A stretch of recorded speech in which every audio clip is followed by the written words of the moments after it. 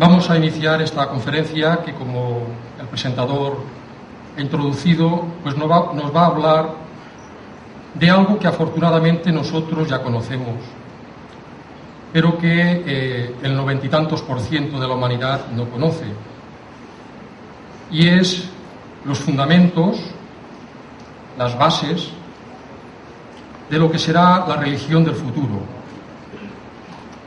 la nueva religión del mundo, tal como el maestro Samael, veremos en sus textos, nos lo presenta, y que nosotros somos unos afortunados porque nos adelantamos en el tiempo para poder practicar aquí y ahora lo que será la práctica religiosa del futuro. La llamamos la nueva religión, aunque en realidad es tan antigua como el mundo y pertenece a la antigua religión sabiduría de los primeros tiempos, que, como veremos ahora, ha sido y es restaurada en esta época a las puertas de la era de Acuario.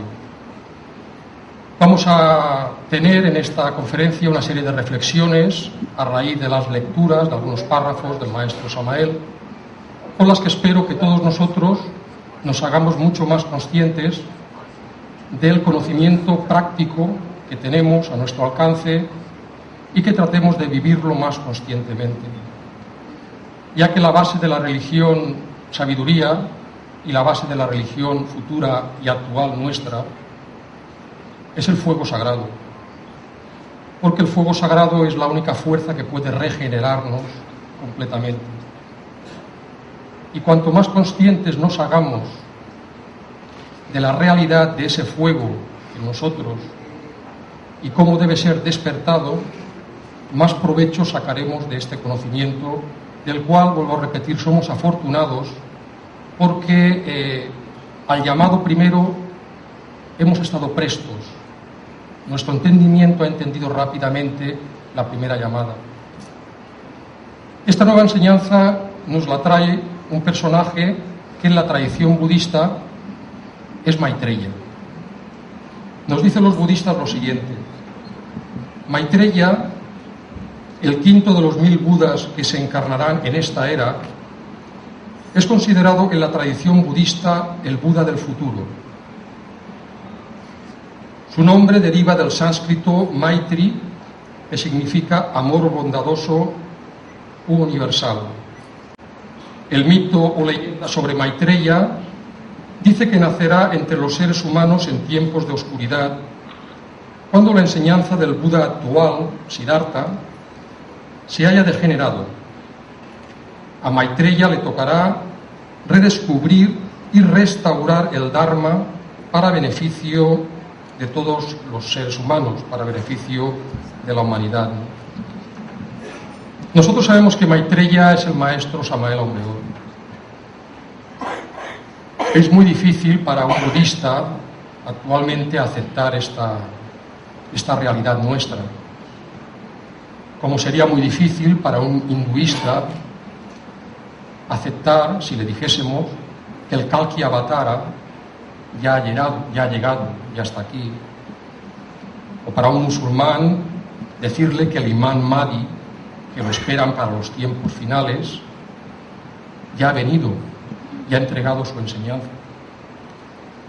Posiblemente con igual dificultad un judío de hace 2000 años podía aceptar cuando se le dijese que el Mesías prometido ya había venido o estaba allí en Tierra Santa pregonando el mensaje de salvación para el pueblo judío. No podían entenderlo, ¿no? Pero es que nunca en la época en que vienen ellos, a nivel general y masivo, es entendido. Solamente unos pocos lo logran. Después, con el tiempo, se forman instituciones que se hacen masivas y que, lamentablemente, como ocurre por la ley de la entropía, pierden la fuerza original que trajeron esos que, cuando vienen, en principio no son comprendidos ni aceptados. Hay una cosa muy interesante que le ocurre a Jesús paseando por el templo de Salomón, y que se le acercaron a él unos fariseos le hicieron la siguiente pregunta: ¿hasta cuándo nos vas a tener en dudas? Si tú eres el Mesías, dínoslo de una vez. A lo cual Jesús contestó: ya os lo he dicho y no me habéis creído. Las cosas que yo hago con la autoridad de mi Padre lo demuestran claramente. Pero vosotros no creéis porque no sois de mis ovejas. Mis ovejas reconocen mi voz y yo las conozco y ellas me siguen. Vuelvo a repetir la palabra afortunados. Nosotros hemos sido los afortunados, las ovejas afortunadas, para escuchar el verbo de Samael, para escuchar la enseñanza del maestro Samael, porque somos de él, somos de los suyos. Por lo tanto, vale la pena que nos preguntemos en esta conferencia cuáles van a ser las bases de esa religión del futuro.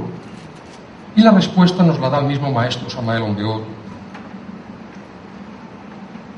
La religión del futuro, o la futura religión del mundo, será una mezcla de lo mejor del budismo y lo mejor del cristianismo esotérico.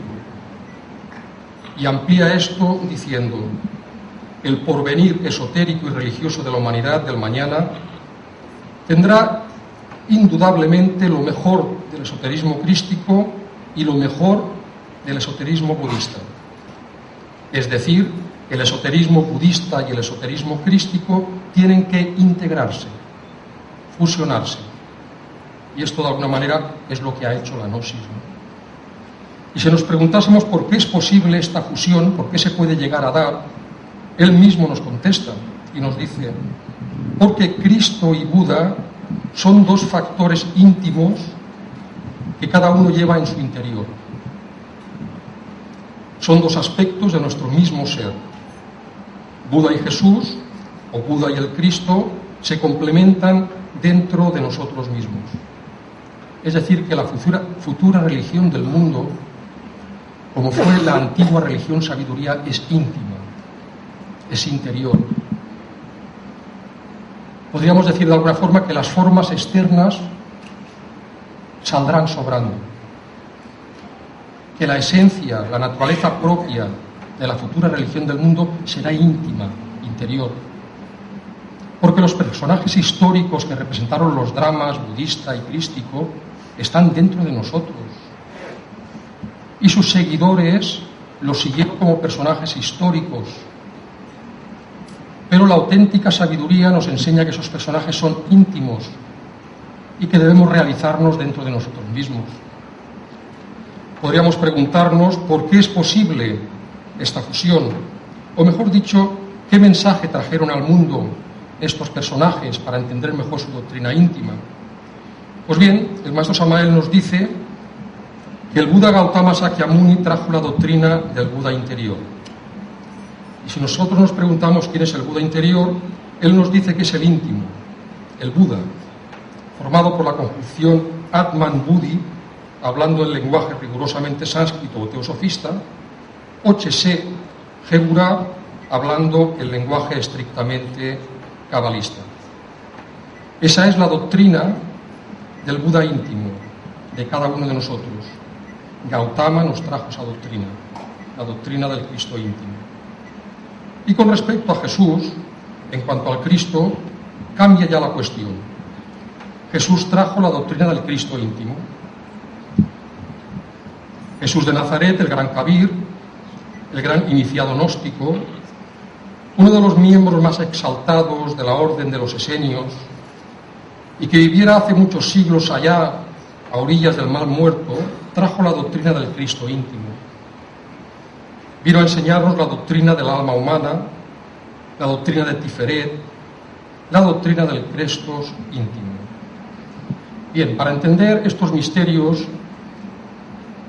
esta intimidad de Cristo y Buda en nosotros, debemos apelar al árbol de la vida, ya que es en el conocimiento esotérico del árbol de la vida que podemos entender estos pasajes, ¿no?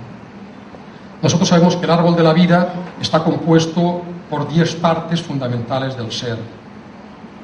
que van desde el Padre hasta la parte más alejada de Él, consecuentemente del absoluto, que es la parte física, la parte humana, la parte que representamos todos nosotros, la parte que tiene encarnada una chispa divina que proviene precisamente del Padre.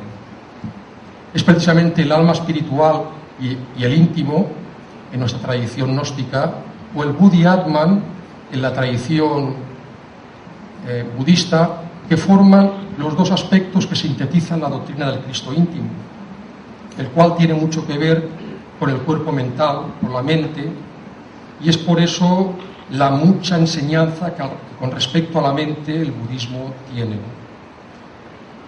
Icho Ma Tiferet, en la tradición cabalista, es decir, el Cristo íntimo en sí y el alma humana, pues representan las dos partes o sefirots del ser ligados con la doctrina del Cristo íntimo, la cual tiene mucho que ver con la mediación astral que el Cristo representa en nosotros y que une nuestra esencia humana con la inmanencia suprema del Padre Solar.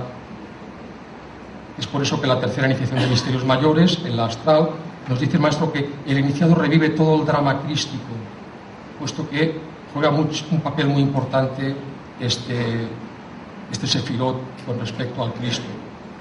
De la misma forma que la mente con respecto al íntimo y Yesod, o el fundamento sexual, con respecto al Espíritu Santo, que en este caso no hemos tratado, ¿no?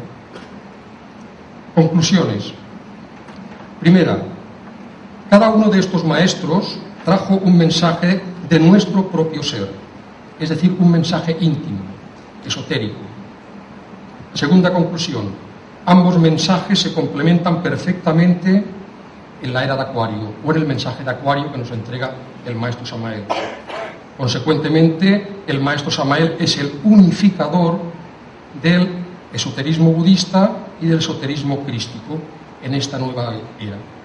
Es el Maitreya, el restaurador, el reformador de la enseñanza primera, el que trae al mundo los conocimientos crísticos y budistas para que integrados sirvan de trabajo interior en cada uno de nosotros para nuestro propio despertar y nuestra propia realización.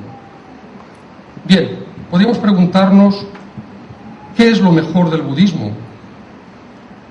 El maestro dice que la nueva religión será lo mejor del budismo. ¿Y qué es lo mejor del cristianismo? Que fusionado será la esencia de esa nueva religión. Y aquí debemos ser un poquito claros. El budismo actual nada tiene que ver con el budismo original. El cristianismo actual nada tiene que ver con la esencia del cristianismo original. El maestro es claro en este sentido y nos dice: Buda, Gautama Sakyamuni, trajo la enseñanza a la India, ya que él nació en Nepal y allí recibió de alguna manera la iluminación y la trajo a la India. Desafortunadamente, a través de los siglos, la enseñanza budista original se ha perdido. Hoy es muy poco, algo hay, luego veremos algunas referencias, pero es muy poco lo que hay de lo que queda de la auténtica enseñanza de nuestro Señor el Buda. Y con respecto a Jesús, tenemos que saber que hay dos tipos de cristianismo, así nos lo dice el maestro. Uno es el cristianismo exotérico o público, el de las tradiciones populares, y el segundo es el aspecto esotérico oculto. El primero viene a ser el de la multitud, el de las masas, el segundo el de los selectos. Ha llegado la hora de un cristianismo más esotérico, más puro, más real. Ha llegado la hora de salir de la cuestión meramente histórica y pasar a la realidad de los hechos. Y exclama el maestro: cristianismo puro, esotérico, es el que necesitamos. Pero un cristianismo vivo, no un cristianismo muerto. Un cristianismo gnóstico que pueda transformarnos radicalmente. Mas volvemos a la pregunta que hice hace un momento: ¿qué es lo mejor del budismo? ¿Qué es lo mejor del cristianismo?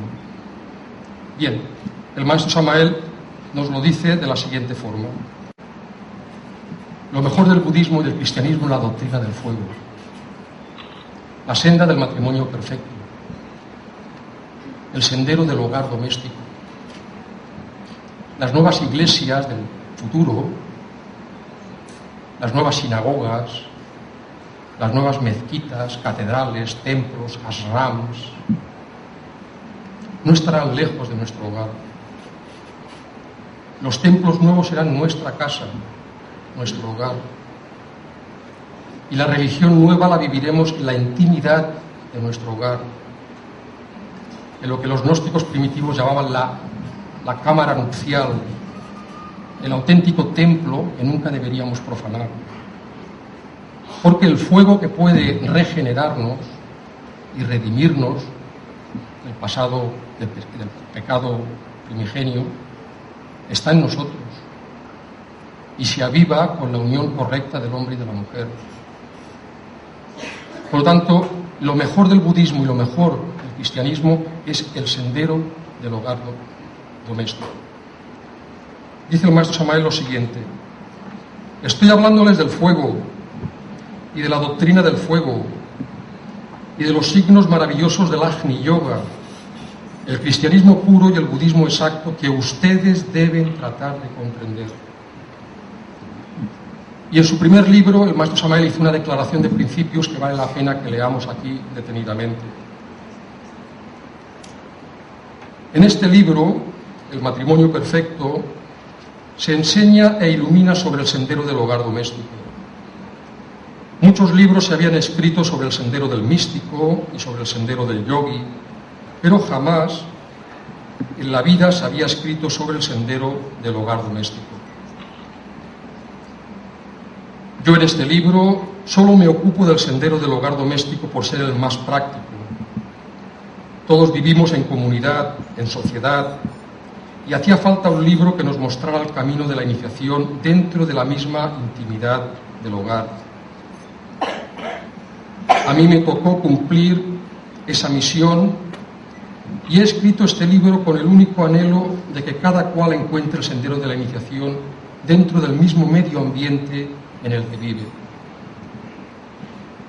Este libro viene pues a llenar una necesidad de la época, cual es iluminar el sendero del hogar doméstico, para que los seres humanos se acerquen a su Dios interior sin necesidad de aislarse del mundo ni abandonar su hogar ni a sus hijos. Estoy pues satisfecho de mi obra, y aunque sé que las críticas se mofarán de ella y los pseudo espiritualistas la ridiculizarán, allí va mi libro, al campo de batalla, pues yo sé muy bien que el tiempo hará justicia, porque este libro será la base sobre la cual se cimentará la nueva edad de Acuario. Esta declaración de principios del maestro Samael deja claramente a la luz la esencia de su enseñanza. Algo que lamentablemente con el tiempo muchos olvidamos. Profanamos el hogar, la pareja, y nos vamos por desiertos de soledad a buscar no sé qué, donde no vamos a encontrar nada, ¿no? Es en la fuerza del amor, ausente de deseo, que el fuego puede despertar. Y solamente la mujer puede despertar el fuego al hombre, y viceversa. Solamente el hombre puede despertar el fuego a la mujer. El fuego se sustancia en la sustancia. Es desde la sustancia física donde tiene que ser encendido ese fuego, no con especulaciones o sueños raros, ¿no? Vamos a ver eso tratando un poquito ahora lo que es algunos aspectos poco conocidos del esoterismo cristiano y después algunos aspectos poco conocidos y esotéricos del esoterismo budista, ¿no? Hacemos la siguiente reflexión. El cristianismo más conocido sabemos que es el de los monjes, monjas, donde el celibato juega un papel muy importante. El sendero del hogar doméstico choca con uno de los requisitos fundamentales para el seguimiento de la vida espiritual de aquellos que desean entregarse completamente a Dios, es decir, el celibato, que choca frontalmente con la vía del matrimonio. Pero podríamos preguntarnos, ¿siempre fue así? ¿Lo pregonó Jesús en su enseñanza? ¿Se lo exigió a sus discípulos directamente Jesús? Sorprende que en el Nuevo Testamento, el cual se supone conserva las auténticas enseñanzas de Cristo y de sus apóstoles, no encontramos ninguna cita donde se plantee el celibato para los ministros consagrados, monjes, monjas o los seguidores directos hacia Dios. Jesús mismo no lo planteó ni lo exigió como requisito previo en su selección de los 12, y tampoco lo hicieron los apóstoles para los que presidieron las primeras comunidades cristianas en Roma, por ejemplo. Es curioso lo tarde que la Iglesia Católica adoptó esta postura sexual para los sacerdotes y las monjas. Y aunque tuvo sus orígenes, sus principios de origen en el concilio del año 386, el concilio de Roma, no es hasta el concilio de Letrán, en 1139, que toma norma de obligado cumplimiento. Y a partir de ahí, en la secta católica es obligatorio la abstinencia sexual, el alejamiento del contacto del sexo, con respecto a los monjes, monjas o aquellos sinceros aspirantes que anhelan llegar a la unión con Dios.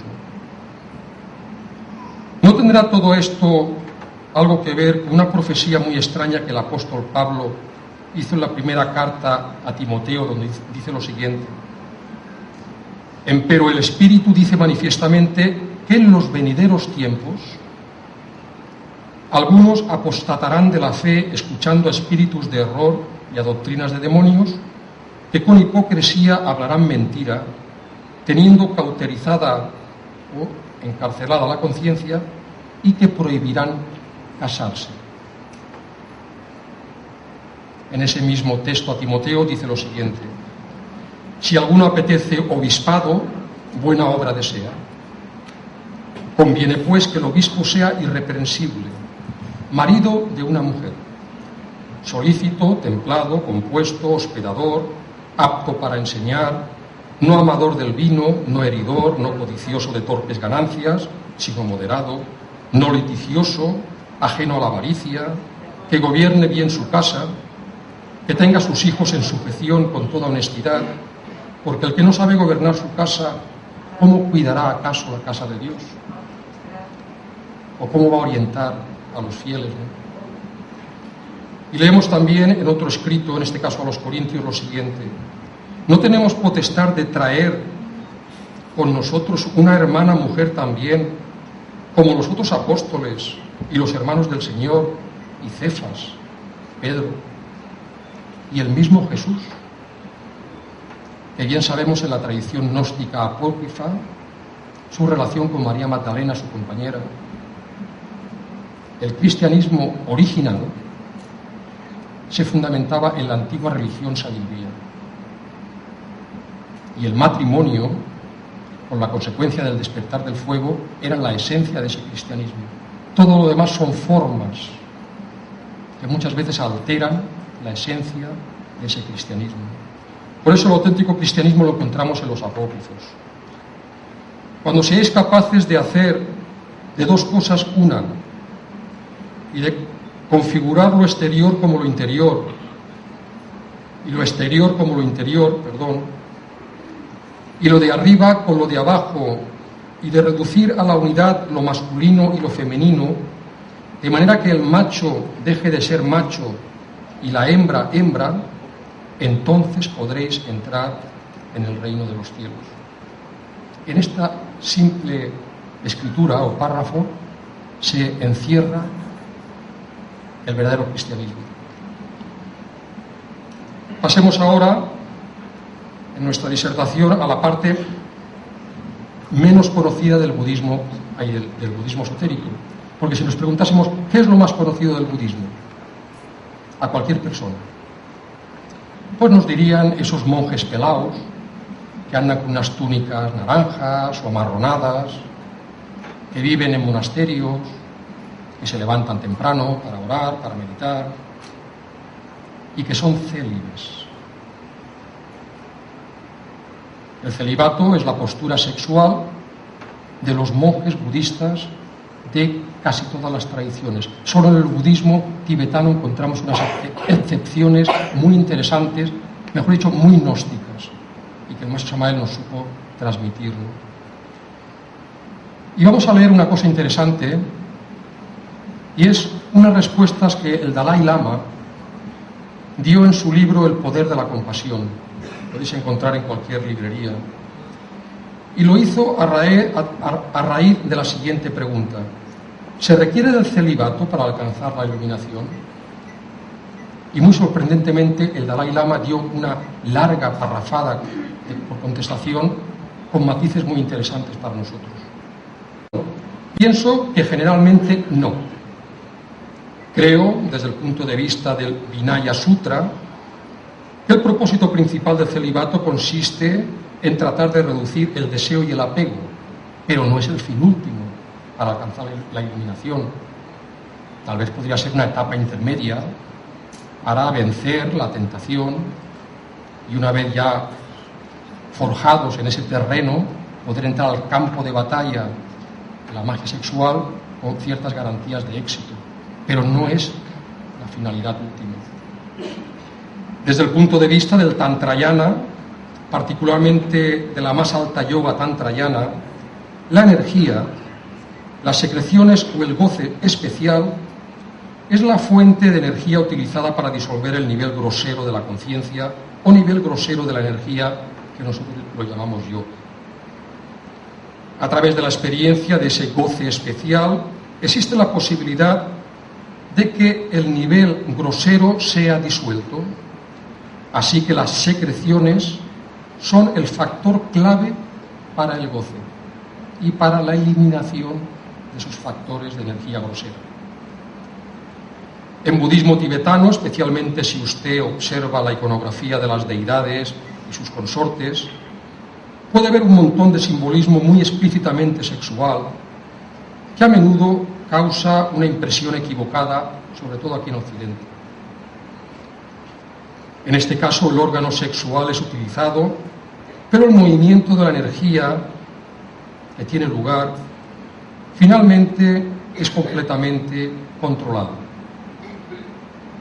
La energía nunca debe ser dejada salir. Esta energía debe ser controlada y regresada hacia otras partes del cuerpo. Lo que se requiere para el practicante del Tantra es desarrollar la capacidad para utilizar las facultades propias de gozo y de experiencia extática, que son específicamente generadas a través del flujo de los fluidos regenerativos dentro de los canales de energía propios que nosotros llamamos los nadis. Es crucial tener la capacidad de protegerse a uno mismo del error de la emisión. No se trata justamente de un acto de pura sexualidad ordinaria, y aquí podemos ver que existe una cierta conexión especial entre el celibato como medio inicial para llegar a algo y la práctica sexual, ¿no? Especialmente en la práctica del Kalachakra Tantra, el precepto de protegerse a uno mismo de la emisión de la energía es considerado muy importante, importantísimo. Bien, le hicieron al Dalai Lama una pregunta.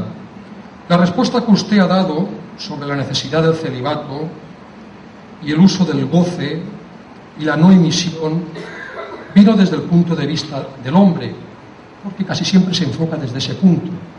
Las mujeres en este caso quedan un poco relegadas, desgraciadamente, en este tema, ¿no? Pero esa persona le preguntó: ¿por qué nunca se menciona el aspecto de la mujer en estas prácticas? ¿Qué necesita hacer la mujer con su energía para conseguir la iluminación a través del goce? Y el Dalai Lama contestó: es la misma técnica, es el mismo principio. De acuerdo con algunos de mis amigos indios, los practicantes del Tantrayana hindú también realizan la práctica de Kundalini o Chandralini. Y mi información es que la mujer también tiene alguna clase de energía, de secreciones, así que es lo mismo, energía que debe procurar no perder, porque es la base de la fuente del fuego. Pues bien, lo poco que queda del budismo actualmente lo tienen estos personajes, ciertos grupos, es verdad que han tenido que salir del Tíbet, pero aún existen en el Tíbet. Es una tradición que no es ni la Hinayana ni Mahayana, que se fundamenta en el Vajrayana y que ellos son, en tibetano, la tradición Nat Fan, que se distingue por seguir la vía en pareja, por lo general es en pareja. Nagpa es un practicante Nagfan masculino y Nagmo es un practicante Nagfan femenino. Esta tradición permite una práctica en familia, en consonancia, diríamos nosotros, con la idiosincrasia propia de la era de Acuario. Un compromiso con la práctica del trabajo interior sin tener que ser célibe, relacionándose con la familia, los amigos y la sociedad en general, pero mirándolo todo desde el prisma de la liberación y desde las rebeldes inquietudes íntimas de la liberación, aunque estemos en el mundo, pero sin creer en el mundo, en el sentido de que el mundo nos pueda dar algo, porque nada nos va a dar. Vivimos en el mundo para sacar provecho de ese mundo, pero a través del trabajo interior. Esta tradición dice que el budismo no fue primariamente monástico o estrictamente ordenado desde el conjunto de lo que ellos llaman la sangha roja o los votos gelón, que son más de 200 y pico votos que tienen que seguir estrictamente los monjes. Es más, los lamas Nagfan, desde la preservación de sus linajes, ya que funciona el linaje familiar, suelen tener conocimientos mucho más profundos del camino tántrico, que es la base fundamental del budismo Vajrayana. Los fundadores de las escuelas antiguas del budismo tibetano fueron Napas. En esa época todos eran practicantes de familia Napa, como el propio Gurú Rinpoche, Padmasambhava, que fue el que trajo el budismo al Tíbet, y aquí vemos a su esposa tibetana, con la que formó el linaje de su familia, ¿no? Los Napas pueden ser personas que pasan desapercibidas en sociedad, pero algunos de ellos son reconocidos por dejar crecer sus cabellos o llevar un distintivo blanco en su hábito. Por eso, aunque os llame un poco la atención para nuestra mentalidad, eso que veis en la cabeza no es un turbante. Es el resultado de años y años sin ir al barbero. Pero es curioso porque la tradición del pelo largo la encontramos en muchos pasajes de la antigüedad. O si no, ¿de dónde la fuerza de Sansón? ¿Quién le quitó a Sansón la fuerza? Su querida mujer. Y María Magdalena, ¿cómo no la representa la iconografía medieval según la tradición popular antigua? Sabemos que es la castidad por el maestro Samael. ¿Y quién lavó los pies de Jesús con sus lágrimas y los secó con su cabello? Que aunque hay una controversia ahí sobre la prostituta, o si no era la prostituta Magdalena, o Magdalena la otra, la realidad es que la tradición esotérica nos dice que Magdalena es la que lava los pecados del mundo. La mujer ayuda al hombre y el hombre ayuda a la mujer a través del arrepentimiento, las lágrimas, y a través de la castidad que nos lava, nos seca las manchas después de ser lavadas por las lágrimas del arrepentimiento. Jesús mismo, los esenios vestían de blanco y llevaban el cabello largo.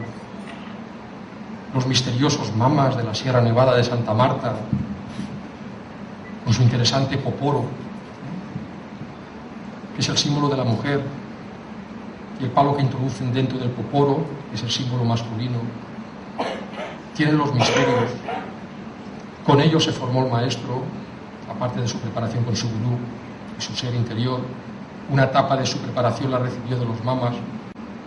Una de las grandes prácticas de los Napas es el ritual Chop, que significa corte, y estos practicantes se llaman chokpas. Y a través de unos rigurosos rituales, usando fémures, humanos, etc., se dedican a la muerte del yo. Es decir, que la cuestión de familia y la muerte del yo son tradiciones esenciales de la tradición Nakfan o de los Nakpas, ¿no? A modo ilustrativo os he puesto dos grandes Nakpas de este siglo pasado. Uno fue Dilgo Khyentse Rinpoche, aquí lo vemos con su cabello largo, y aquí lo vemos con sus dos hijas y su nieto, ya en la última etapa de su vida. Y el muy venerable Dukjon Rinpoche, un exquisito maestro, Nakfan, aquí lo vemos con su joven esposa, en un dibujo de su juventud, ya en la etapa final de su vida, con el hábito blanco de los Mahasiddhas de la India. Aquí lo vemos con su hijo, Dagwa Norbu Rinpoche, que es el sucesor de su linaje. Hay una anécdota que quiero incluir en la parte final de esta conferencia con respecto a este señor, ya que los occidentales, encontrando, como es lógico, muy complejo y muy difícil el budismo tibetano, con sus múltiples linajes, es muy difícil de penetrar en él, ¿no? Es algo que solamente ellos, que maman desde pequeñitos en la tradición, pueden llegar a seguir y a entender. Le preguntaron: Rinpoche, los linajes tibetanos son muy extensos y parece que cuando empiezas a estudiarlos necesitas muchas vidas para poder abarcarlos. Según usted, ¿cuáles serían las enseñanzas esenciales para los occidentales? Que decimos tener poco tiempo y que necesitamos una enseñanza sencilla, pero... Y él contestó: por la experiencia de los viajes con mi padre por todo el mundo y por el trato con la gente que se ha sentido atraída por las enseñanzas espirituales del budismo, creo que el budismo todavía no está completamente enraizado en Occidente. Todavía no ha llegado el momento en que realmente hayamos integrado bien esta conexión entre la experiencia occidental y oriental, y estamos en el proceso de aprender cómo hacer esa comunicación. Y lo más importante, entender la mente occidental. Hace falta, dice él, crear una nueva forma de dar la enseñanza en la que la importancia y la ubicación familiar debe ser preservada y mantenida a la vez que la vida, la práctica espiritual. Él cree que hace falta una dirección en este sentido. Es muy interesante esta respuesta porque lo que viene a decirnos es que alguien tendría que hacer esa integración del esoterismo budista con la mente occidental. Pero es que ya se hizo. Ya está hecho. No hace falta que venga un gran lama iluminado para hacerlo. Ya vino. Un gran lama vino. Nació en Colombia. Hizo una integración perfecta entre Oriente y Occidente, entregándonos lo mejor del budismo y lo mejor del cristianismo. Y ya para finalizar, diré que lo mejor del budismo y del cristianismo, y perdonad mi insistencia, está en la doctrina del fuego, en el despertar del fuego. El hombre no puede despertar el fuego sin la ayuda de la mujer. La mujer no puede despertar el fuego sin la ayuda del hombre. Por eso en la iniciación drusa, que son gnósticos, aunque dentro del camino musulmán, iniciación a la que muy pocos tienen acceso, los occidentales ninguno, solamente entre drusos, el iniciador le dice al iniciado: búscate una mujer que te ayude a despertar el fuego y cuídate de la mujer que puede apagarte el fuego. Lo mismo le dice a la iniciada: búscate a un hombre que te ayude a despertar el fuego y cuídate del hombre que puede apagar tu fuego. Ama a la mujer sin deseo. Ámala sin profanarla. A la iniciada le dicen: ama al hombre sin deseo. Ámalo sin profanarlo. Porque el deseo es el humo de la llama, es la lujuria. que debe ser transmutada. Y es posible amar por amor o con amor. Es la única forma de amar para despertar el fuego. Todo esto nos lo trajo el maestro Samael. Por eso la frase que vamos a ver ahora al final, aunque estaba destinada a Padmasambhava, porque los tibetanos agradecen infinitamente su ayuda a él por lo que trajo a la tierra, nosotros se la dedicamos al maestro Samael. Vine como lluvia que cae por el mundo en formas innumerables, para quienes estén listos para recibirlo. Muchas gracias por vuestra atención.